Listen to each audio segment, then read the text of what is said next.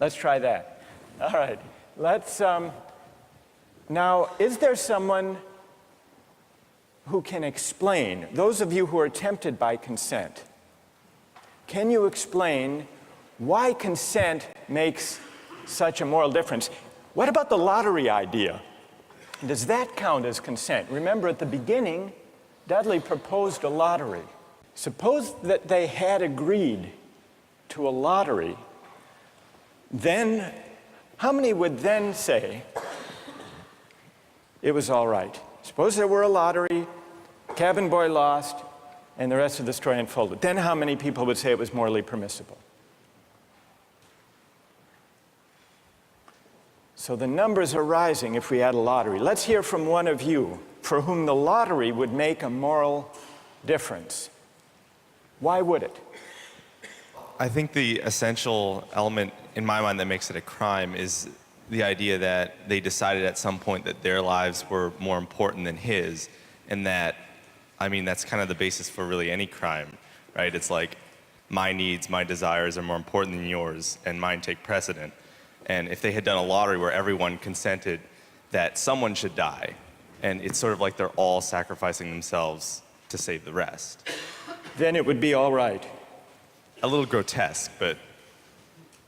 But morally permissible? Yes. And what's your name? Matt. So, Matt, for you, what bothers you is not the cannibalism, but the lack of due process.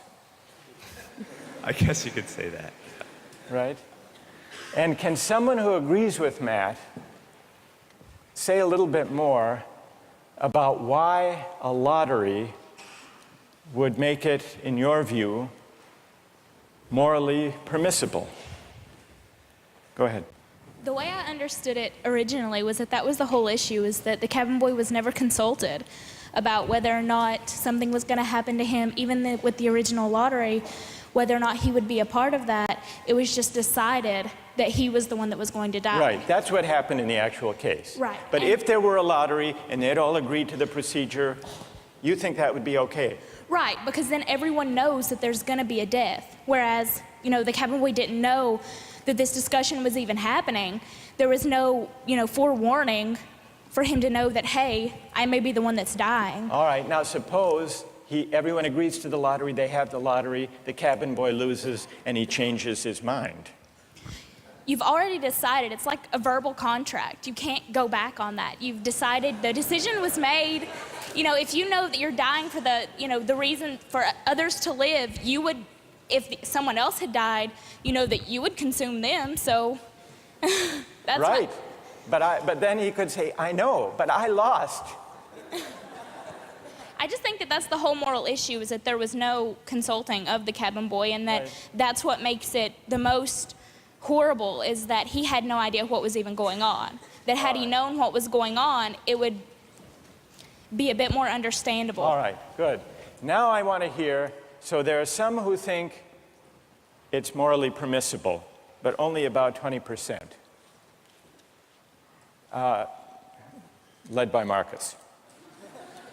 Then there are some who say the real problem here is the lack of consent, whether the lack of consent to a lottery, to a fair procedure, or, Kathleen's idea, lack of consent at the moment of death.